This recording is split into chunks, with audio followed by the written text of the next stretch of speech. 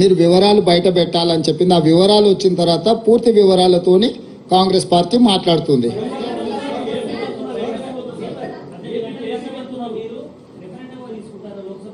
ఏంది?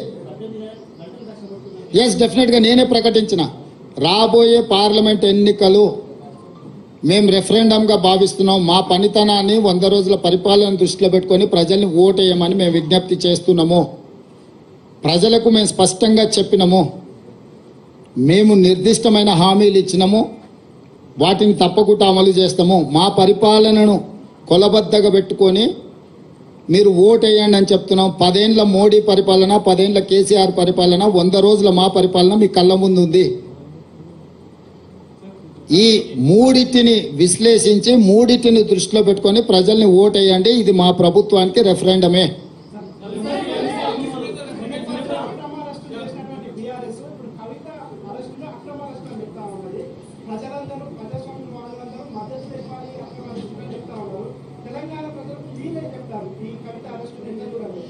నేను అనేది ఏంటంటే ఇది ఎన్నికల స్టంట్.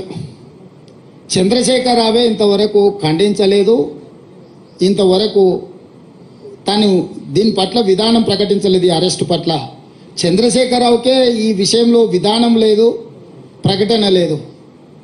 ప్రతిపక్షాలుగా మేము చెప్పేది ఒకటే, అవినీతి పరులు ఎవరున్నా శిక్షించాల్సిందే.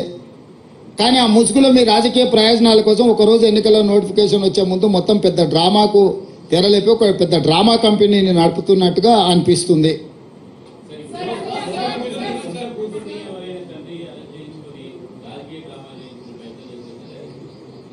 చారి గారు, తండ్రిగా కూతురుని అరెస్ట్ చేస్తుంటే రావాల్సిన బాధ్యత లేదా?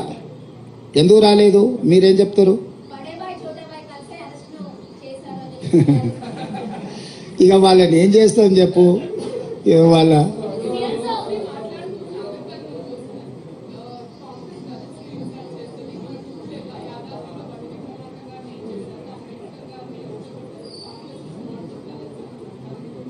ఈ దేశానికి రాష్ట్రపతిని చేసింది దళితులను కాంగ్రెస్ పార్టీ, వివిధ రాష్ట్రాలలో ముఖ్యమంత్రులను చేసింది కాంగ్రెస్ పార్టీ, ఇక్కడ సిఎల్పి లీడర్గా దళితుని చేసింది కాంగ్రెస్ పార్టీ. ఇవన్నీ పక్కన పెడితే కాంగ్రెస్ పార్టీ అధ్యక్షుడు దళితుడు.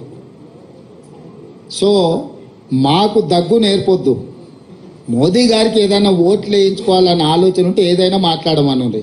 బంగారు లక్ష్మణ్ కూతుర్ని అవమానించిండ్రు. జాతీయ అధ్యక్షుడిగా పనిచేసి బీజేపీ కుట్ర చేసి ₹1,00,000 లంచం కేసులో పార్టీ అధ్యక్షుడిని ఇరికిచ్చిండ్రు వాళ్ళే.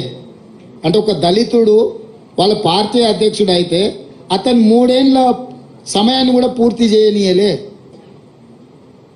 ఇవాళ వారి కుటుంబాన్ని వీధికి వదిలేసిండ్రు, బంగారు లక్ష్మణ్ గారి కుటుంబాన్ని.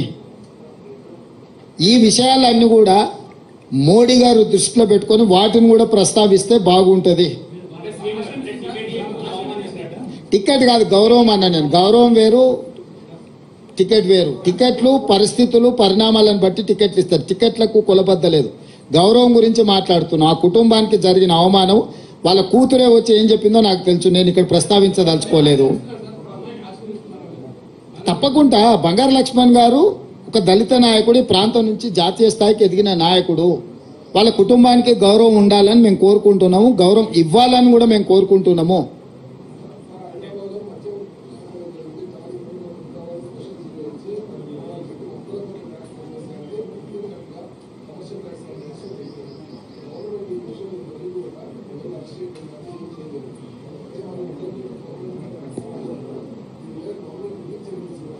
శ్రీనివాస్ ఏదో కంకణం కట్టుకొని జేబులో కాగితం పెట్టుకునే వచ్చినట్టున్నాడు చూస్తుంటే.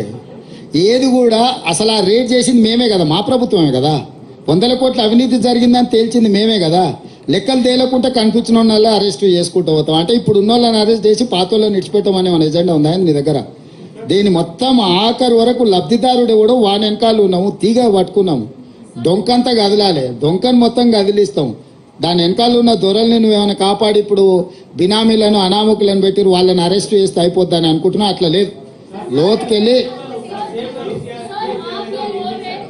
आप ये बोल रहे हैं कि दलित और कई सारे जो माइनॉरिटीज है उनके लिए हम लोग एक स्पेशल रिजर्वेशन देंगे एक तरफ, दूसरी तरफ होम मिनिस्ट्री सीए लेके आने के लिए एक इम्प्लीमेंटेशन बात की है।